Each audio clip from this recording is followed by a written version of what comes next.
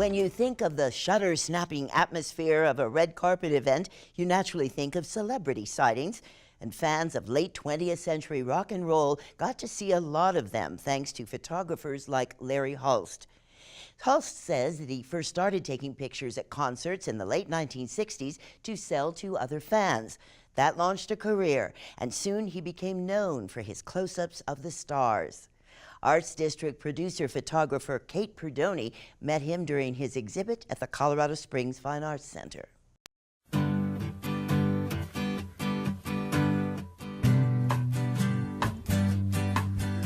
If you look up the Grateful Dead in the Encyclopedia Britannica, the photograph you'll see was taken by Larry Hulst. The San Diego native and former Vietnam medic has called Colorado Springs home since 1993. He says it's a spectacular feeling to know that moments he's captured live on.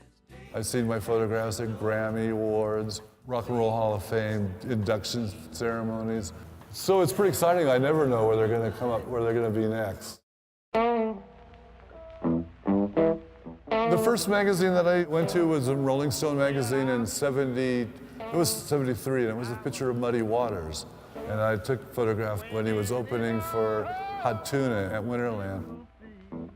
I first started selling them at Winterland. I made a photograph of Jerry Garcia, and I figured if I could sell it for $1, and if I could sell 4 or 5 of them, then I could buy admission into the show and maybe a beer.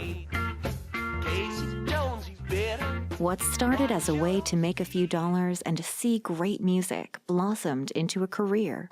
Larry became a front-row witness to rock and roll history, often discovering bands at the cusp of a breakthrough, like the Ramones, who he first saw at a hamburger joint.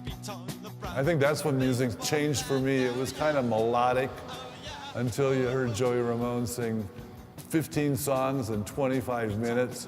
And every one of them was a good one, and every one of them was faster than the last one.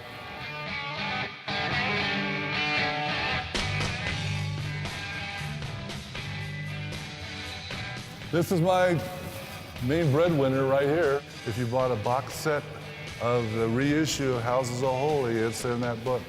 From Kezar Stadium in June 2nd, 1973 in San Francisco.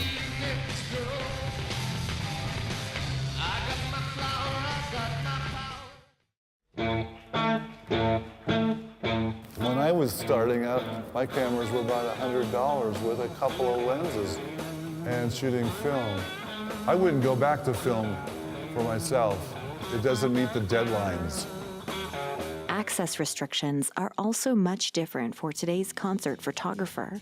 From about '82 on is when the restrictions really came in strong, which works completely against publicity for an artist.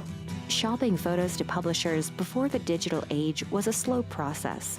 To fill the time, Larry sold his photos to passerby outside Tower Records in San Francisco. He was a sidewalk staple there for 18 years.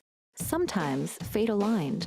Once, approaching A&M Records in Los Angeles in hopes of a staff photography position, Larry flashed a George Harrison photo to the receptionist.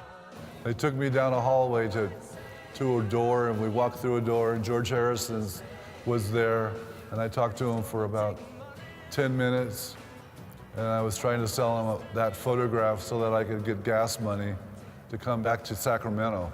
That was a highlight of my life, and I do believe George Harrison was the best Beatle.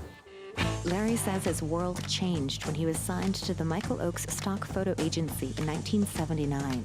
Getty Images then bought the agency in the 1980s.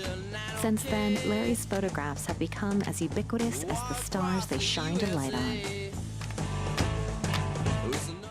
Larry is still an active concert goer and photographer. Bringing back something that's personal to me, that's not a $35 or a $40 t-shirt, that when I could show somebody, I said, this is mine. See more of his rock and roll memories at larryhulstphotography.weebly.com.